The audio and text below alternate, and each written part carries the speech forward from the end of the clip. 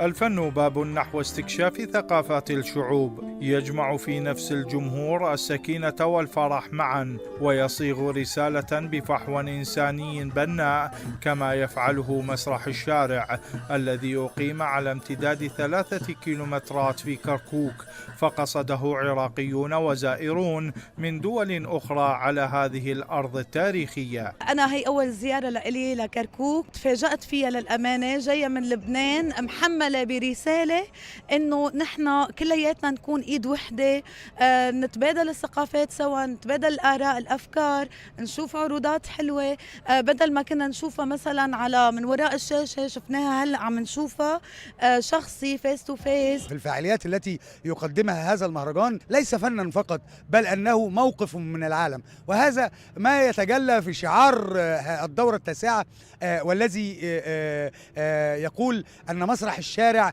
رسالة للاستقرار، وهذا الشعار نجده هذا العام في كركوك. مسرح الشارع بدورته التاسعة كان أشبه بما يكون عرسا تحتضنه كركوك حين استقطبت جنسيات مختلفة في هذا البلد المعطاء، فضلا عن مشاهدين محليين تجمعوا على جوانب شارع الشورجة في عمق المدينة. مسرح الشارع بشكل عام الفكرة وكل الأفكار من كل دولة عنده هو عمل وفكرة، عندنا بمشاركة من بلجيكا، من فرنسا، من تشيلي، من دول العربية، أردن، من نمسا، من إيران، من تركيا. يعني الأفكار احنا ما نختار، هم يختارون، ولكن أكثريتهم هو مسرح الكوميدي وتفاعلي مع الجمهور.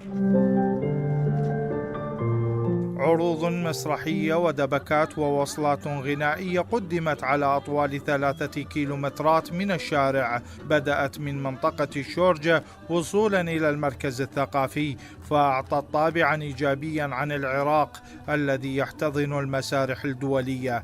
فمسرح الشارع كان بمثابة شربة روت ظمأ الناس للفنون التي تابعوها دون الحاجة لقطع التذاكر في المسارح المغلقة.